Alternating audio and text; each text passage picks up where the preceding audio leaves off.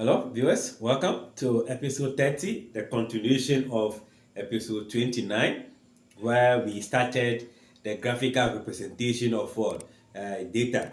And we are picking the first one, which is what pie chart. So we want to draw the pie chart from the previous episode, how we lay down the steps. So the table shows grades scored by 15 candidates in what a text. These are the grades A to E, and there are number of candidates. We are drawing a pie chart for this data. Remember, the first steps we are to take is to find total sum of items. So we can see total number of what candidates. That is adding all of them, as in 2 plus 5 plus 4 plus 1 plus 3. 5 times we have what? 15. So this is going to be the total students that have been sampled for this for the data, right? Now the next step is to find angle of sector representing each grid. There are two ways we can do that. We can do that in a table form, which make it a lot easier and simple. We can also do it just by calculation. I don't have enough space, so I'll go for calculation. So I'll go for angle of sector. Let me just shorten it and write angle of what? A. We say that to calculate this, we find the category or the item. What item? What is the item for A? Is 2 divided by total item, which is what? 15 times 300 and what? 60 degrees. Let's use a calculator. So 15 go here, 24. So 24 times 2 will give you what? 48. So we have 48 degree is a sector. Then we go for angle of sector for B, which will be as what? 5 divided by 15 times 360. Go here 1, go here 3. 3 go here what? 120, I guess. Yes, that is 120. Still in degree. Let's go for C. So angle of sector. Let me just say angle of C to manage the space. The C category is what? 4 divided by 15 times what? 360. So 24 times 4.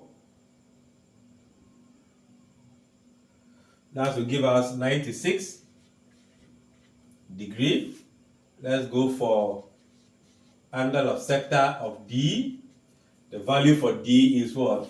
1 over 15, 360. That will give you 24 degree. The last one, which will be 3 divided by 15. So 24 times 3, that will be 72 degree. For a check, let's see whether the value we have, when we add them, it will give us 300 and what? 60.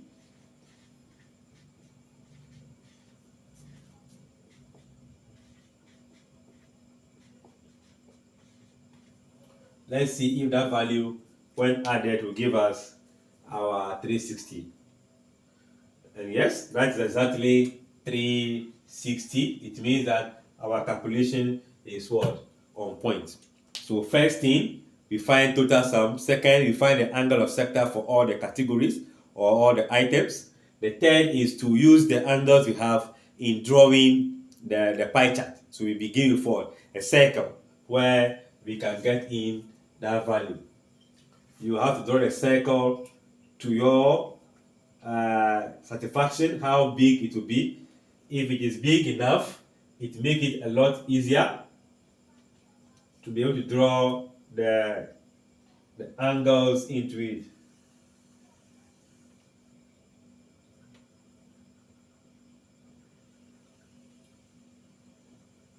Okay. may not get exactly what you will be getting because there is a friction. There's a friction. There's a kind of smooth movement on my board, and I will not be able to identify the actual center of the circle, but you can be able to do that. So you can use ruler to draw the line. So I'm going to draw my first radius. Remember in the episode 28, 29, we mentioned that the measurement can be in clockwise direction or in the anti-clockwise direction. I will prefer the anti-clockwise direction. So first angle, we normally begin with the biggest angle, okay? Not necessarily the one we calculate first. The biggest angle is what? 120. So I am going to go in this direction.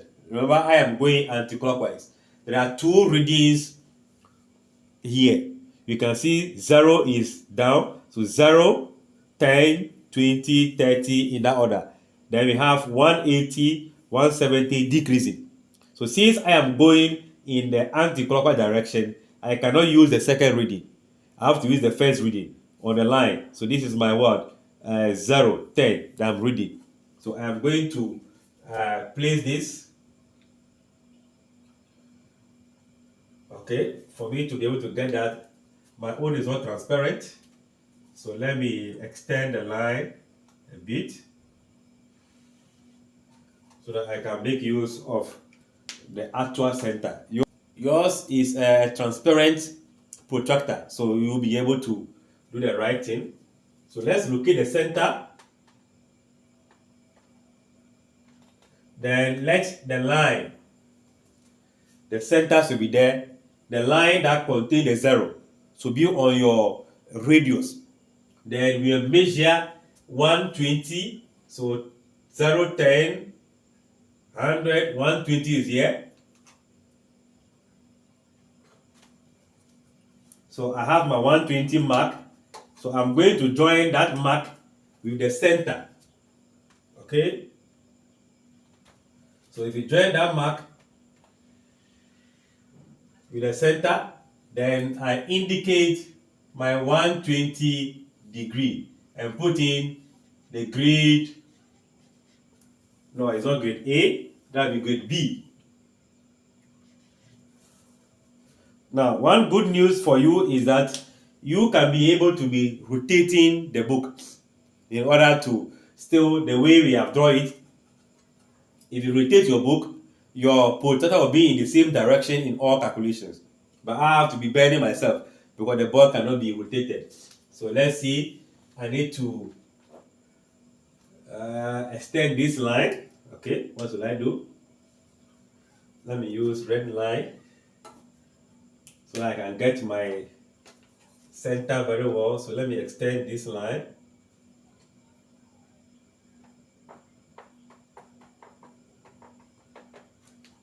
Okay, maybe you cannot see. Okay, you can still see. So now I am going to use this line now as my radius. So I am still reading from here. So if I put the center here, I make sure the line is on the 0 mark. Then I am measuring the next bigger angle is what? 96. So I am measuring, I have 90 here. So I need to have 96. 96, you can read. 91, 92, 93, 94, 95. I have my 96 here. Okay, you will be able to have the correct measurement as attributed in the beginning. So I have my 96.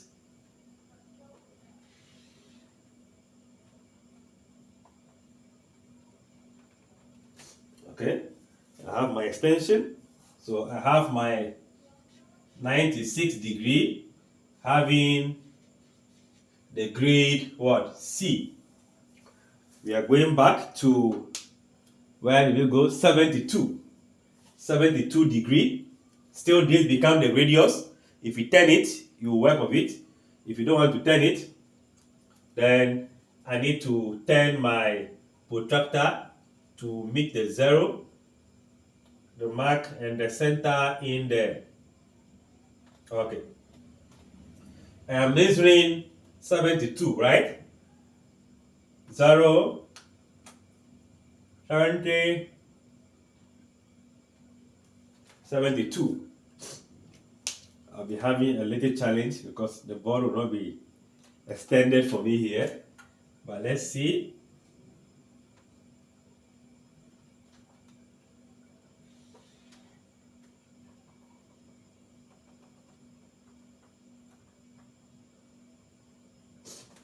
Okay, so I have my 72 degree for grade E. So now the remaining left is 48 and what? 28. When we add that, that will be 60, 72. You can see this and this is almost the same. If I'm not lying, they look almost the same, right? So now we need to divide this.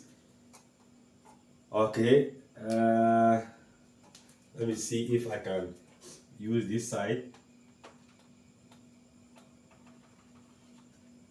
If I use that line still as my radius, in this case reading in the anti-clockwise, no, in the clockwise direction. Here I can read in the clockwise direction, having my center here, that line on it. So now if I'm reading in the clockwise direction, I will now use the top value. That is where the 0 begins from. So I'm going for 48. This is 40, 45, 46, 47, 48. So I am going to join that line.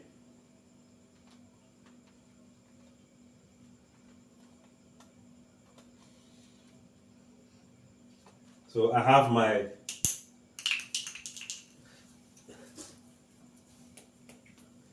now I have my 48 degree for grade A, then 24 degree for, I think I can write this one in this direction. It's supposed to be straight, but the 24 will be grade D. Alright, so this shows exactly what we are looking for as a pie chart.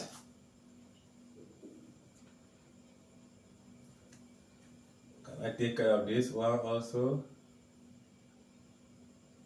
Okay, so you can see the steps we outlined in the episode 29, playing them all together, we are able to get what we are looking for. Then the last step is to give it a suitable title. Looking at this, table shows grades scored by 15 candidates. So a pie chart showing what? A grade scored by what? 15 candidates. Or pictorial representation of what? Grade scored by 15 candidates. I believe we are done on the concept from 29. All right.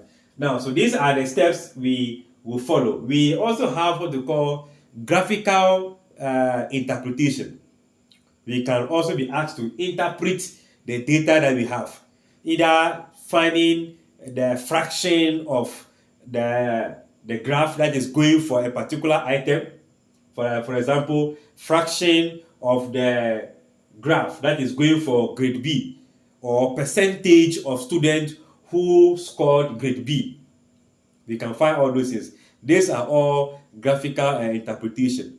I think the video is getting long. We will do the interpretation in the next episode. Don't miss it out. Like, share, comment, and subscribe.